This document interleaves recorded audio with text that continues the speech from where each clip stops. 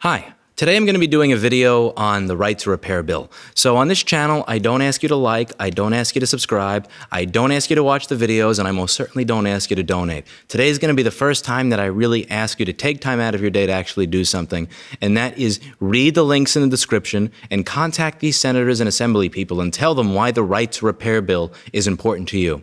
So what I do on this channel for the most part is provide educational videos on how to do electronics repair, component level specifically on Apple products that virtually nobody else is showing you how to do. And that is very much so that my ability to do any of this has always been in jeopardy. I show you little diagrams on the screen, and I show you how circuits are put together so that you can understand how your laptop knows to fall asleep when you close it and why it permanently thinks it's asleep if you put a drop of water on it. How your laptop knows to put the light on the screen. How your phone knows to turn on so that if you're out in the rain with the phone and something happens to the phone, you can get your data back. And my ability to do that, a lot of what I do here, in our current country, it might be a crime. It might actually be a crime that I sit here for free attempting to educate you on how to work on these products. And that's something that really just irks me to the point where I don't have it in me to say that we currently live in a free country so long as there is not legislation securing my right to sit here and show you a diagram and show you how to fix a product for free.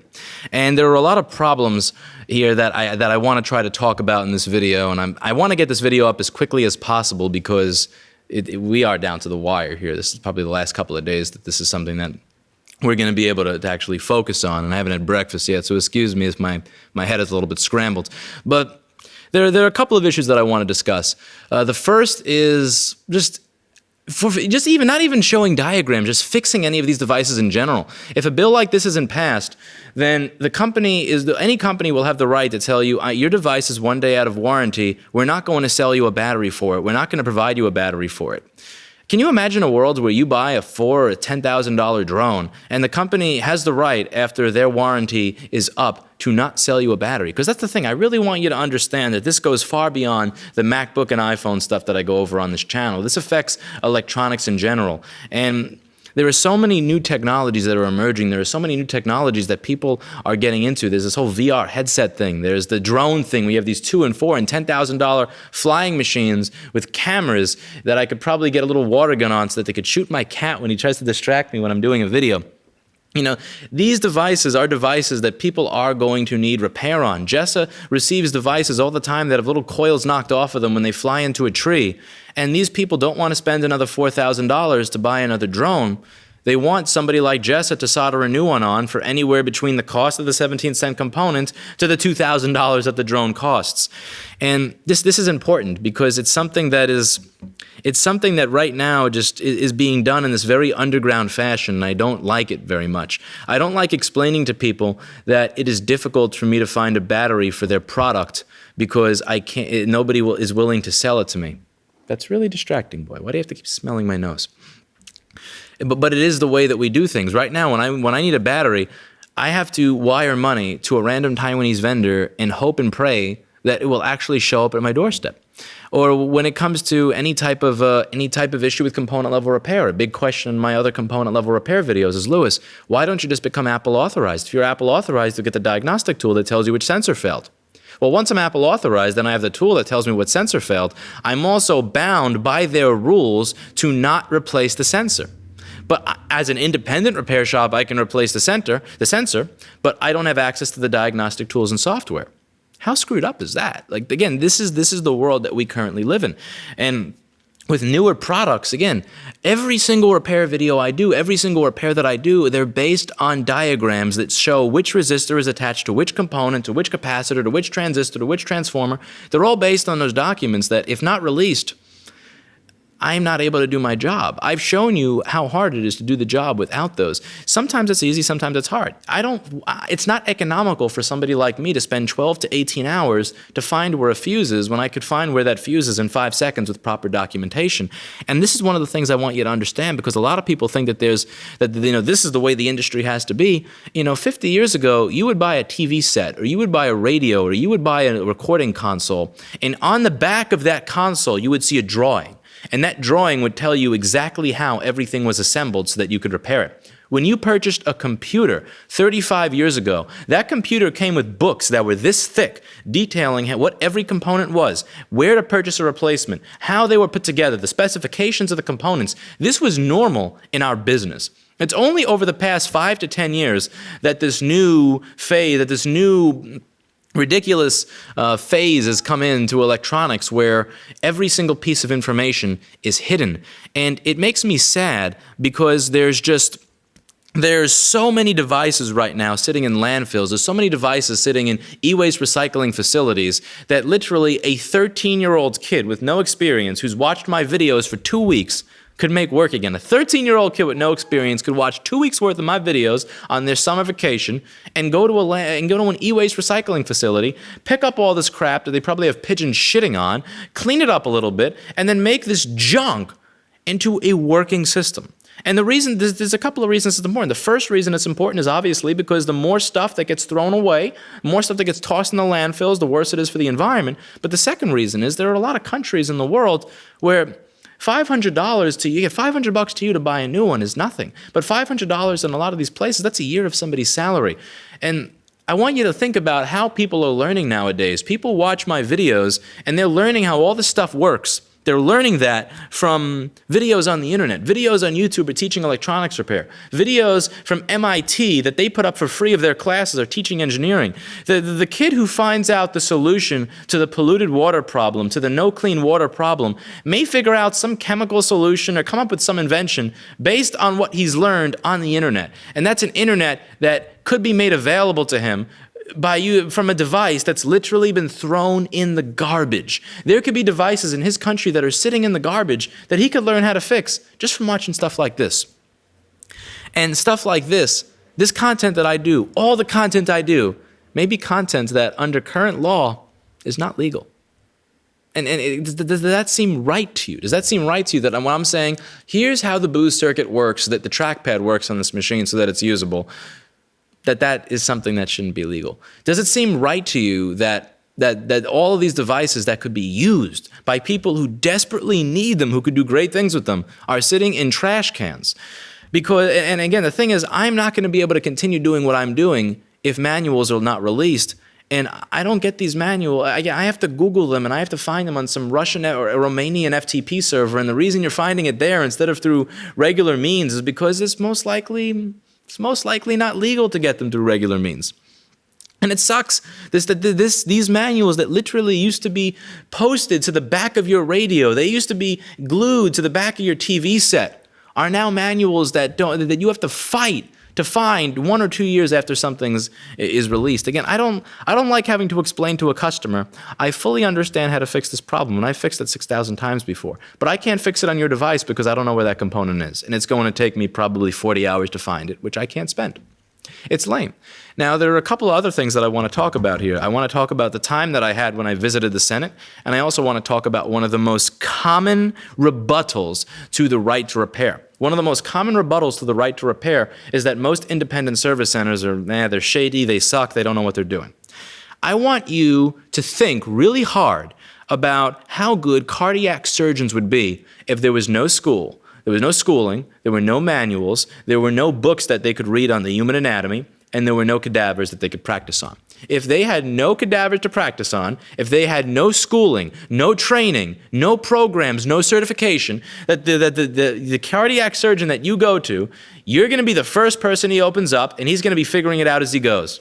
How high do you think the quality would be of healthcare in our country? Because it's the same here. You may think it's a silly comparison, but it's the same shit. I didn't have manuals to the first devices I opened up. I didn't know where these Romanian and Russian FTP sites were that were releasing this data. I had no idea how to gain access to schematics. So the first time that I looked at a DC to DC boost circuit on this board, I had to guess where everything was. I had to guess where the feedback line was. I had to guess what, where the enable circuit was. Everything that was here, I had to guess.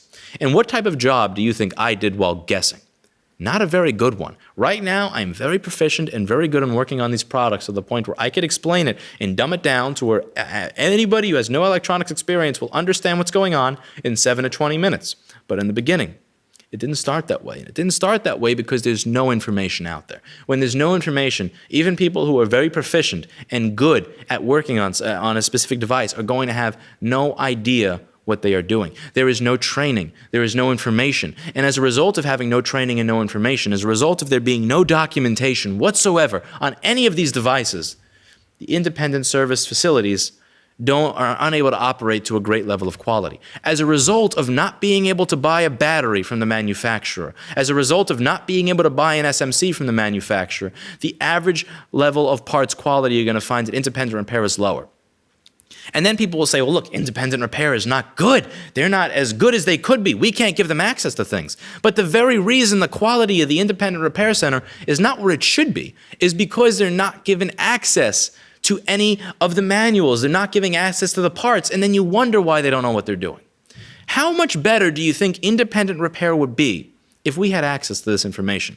Because I believe that we've proven over and over again that we know what we're doing. Again, a guy named Duke in the Netherlands that works out of his garage figured out why the 2010 MacBook Pro has kernel panics, figured out why the 2008 and 2009 MacBook Pro will randomly not turn on before Apple did. And he did this out of his garage. There are so many people around the world that could be bettering the state of electronics repair if they were only given access to the tools, if they were only given access to the manuals and the parts so they could actually do it properly. It shouldn't be that this small group of people are the only people in the world that have a clue. And the other thing I want to propose to you, because it's a necessary plug in this video, because I know it's going to piss off the people watching this as much as it pissed me off. When I went to the Senate building in Albany to lobby for this right to repair last year, I got to speak to a lot of assembly people. I got to speak to some senators' aides. I got to speak to a lot of people about this, and I got to speak with a lot of lobbyists. And the experience that above all this is Dora the Explorer video on YouTube with Swiper, where it's like Swiper, no swiping, Swiper, no swiping. And he goes, what the fuck? And he just and everything explodes. This is what happens in my head every time I tell this story. So I'm there and I'm talking about the right to repair, and one of the assembly people's aides is saying something along the lines of, well, we have Apple lobbyists here and they talk about it and they talk about proprietary property and blah, blah, blah. But one of the things that they'll mention is that when you use the schematic to do the repair, when you run a wire or replace a resistor, that you are then changing the Mac into a PC. And then when you give that PC back to the customer and you call it a MacBook, you're now misrepresenting the repair device that you give back to them. You don't tell the customer that you've turned it into a PC, and that's one of the reasons that you can't have schematics and documents. It took every ounce of discipline in my body to not just run around screaming, knocking everything off shelves in the Senate building after I heard that. Like, these are the excuses that Apple lobbyists are. You're like, I just want to these are the excuses that Apple lobbyists are using to fight things like the right to repair bill. This type of fear, uncertainty, doubt, and bullcrap. And it's something that everybody here has the power to change. Every single person watching this video can go to the links in the description. Ask questions. Ask questions about how you can help. Ask questions about why you should care. And then I'm going to also provide a list of the senators and assembly people that you can call, because phone calls mean much more than letters here, that you can actually call to talk about this with. Talk about why this is important to you. I know why this is important to me. I get the letters, I get the phone calls, I get the pictures in the mail from people who used to live in their fucking car, who now have a business repairing items that were literally thrown away because of the content that I've put up here. I see what happens. I see what giving a little bit of education on how this stuff works and how electronics works so that people can repair it. I see the good it does in the world. The item that was in a landfill got picked up by somebody. That item was then repaired. That item that was worth $0 in the landfill has now been repaired. It then gets sold to somebody for $400 to $500 at a 15-cent cost to repair. The guy who bought it, who didn't have $1,200 for a new one, got to spend $400. He's happy. The guy who just made $400 out of nothing, he's happy. And the e-waste of the recycling center, the landfill, and most importantly, the earth is now happy that that device is not sitting there. They're happy. This is a good thing. All around, this is a good thing.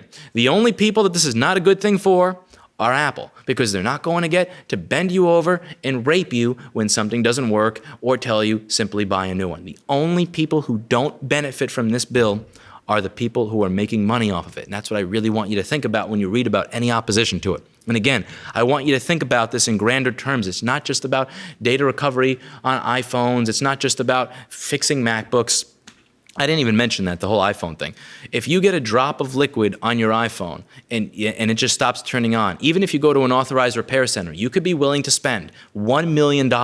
They won't get your data back. You could say for $1 million, I will pay you that to get the data off my phone. The authorized center will not do it. You know who will? The unauthorized center. Places like myself and Jess at iPad Rehab for $200 to $400. We will get the data off of a phone that you dropped in the toilet. You can't get that at Apple for $1 million. And you know what we use to do that? We use diagrams that we are not given access to. When a new device comes out, if nobody has magically made that document, fly out of the Apple Center and go onto the FTP server that we're most likely logging into to get it, then we're shit out of luck and we can't help you.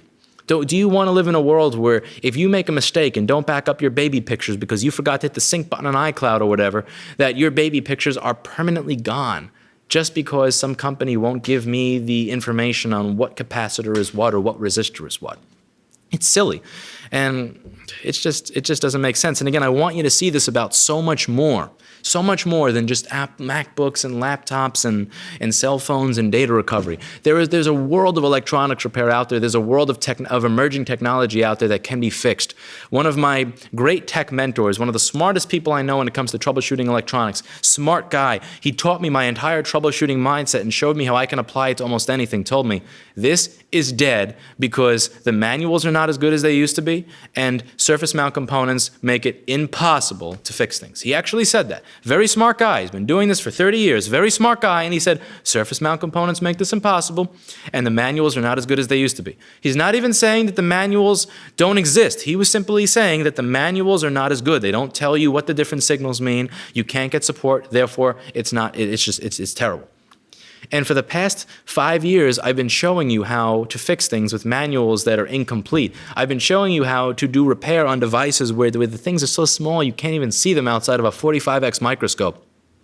And the reason I bring this up is because I don't want you to think about this as just MacBooks and that shit. I want you to think about I want you to think about all the devices that are going to have this new technology in them and just how screwed we are as a society if the manufacturer is able to say, sorry, you've owned the device for 366 days, therefore you're not able to buy a new battery. You can just buy a new one. Sorry, I know you have a $5,000 drone there that has one little coil knocked off it. You got to buy another $5,000 drone just because you flew it into a tree. Again, I want you to think about all the new technologies that are going to emerge over the next 10, 20, 30, 70, 200 years that we can't even fathom will exist right now, and how screwed we're going to be if legislation doesn't exist that protects people's right to work on their own property. Again, do you want to actually own the device? Do you want to own the mouse that you buy, the microphone that you buy, or the laptop that you buy? Or do you simply want to rent access to it for a year?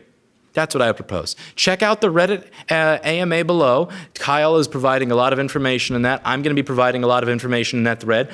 Check out those links to where you can contact the senators and assembly people. And I want you to really think about this. Do you want channels like this to exist 3 or 6 or 9 months into the future? If you do, again, don't donate. Don't give me any money. Don't like, don't subscribe, don't promote me. I don't want any of that shit. What I want you to do is go through these links and help us create some real, genuine legislative change that will benefit people, not just here, but all around the world for a long time to come. Thank you for listening and watching, and as always, I hope you learned something.